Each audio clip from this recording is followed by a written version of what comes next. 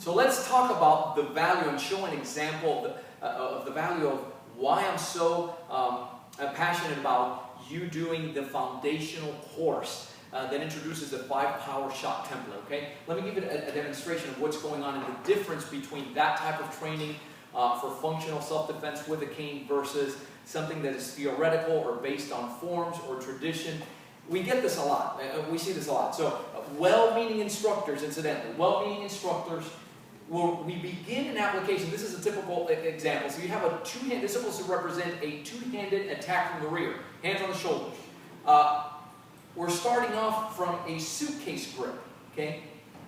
You're assuming several things when you're doing this. Number one is that were you walking around like this, and then, you know, with a suitcase grip?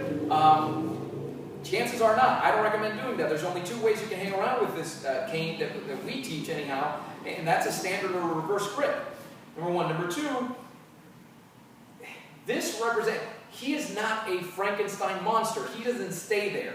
There's something else to this. He's not just going to put his shoulder there. Yeah, he normally come with a functional attack. Yeah, he wants to turn me around, to throw a punch, to you know, bear hug. It's something functional. He wants to follow up on that. It's not just stationary. Number 3, when I'm starting off from a suitcase grip, there's a chunk of the shaft here that he has. So now he not only turns me around, but now I have to, you know, think about retaining the cane.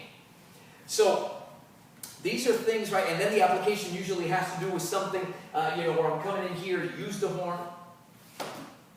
In short, let me show you the difference in that. Number 1, I want a functional attack. Number 1, let's start off by hanging around with this tool the way that we would in the street, which is either you're walking around, you're ambulating this way, or you're hanging around with it here. And we'll go from there, because you have to train in that. It doesn't seem like it's a big detail, but it is. It's very important.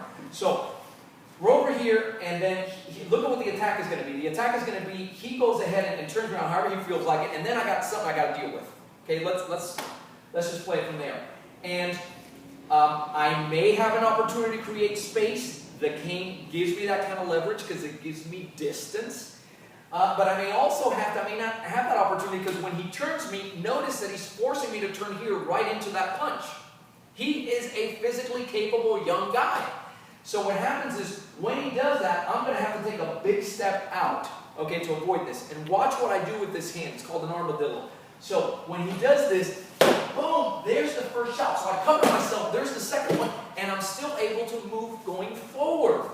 And it was all done with striking, which requires less refined skill, which works best when you're under duress. Watch it slow. I'm walking around. Walking. Boom! There he goes. Do you think if he gets hit, right? This is a padded cane. Imagine if he gets hit with one of our bone crushers there, right? Boom! There's the one. He did his follow-up. Boom! One more time. Do it again. Pop! Pop! Right? Well, don't whack him in the head, right? You have to decide if that attack warrants that you do that. But you get the idea of what I'm saying, right? Just 1 and 2 and done deal. Rather than having to deal with, it is simple, you just have to have the basic training. That's the value of 5 to survive that foundational course, okay?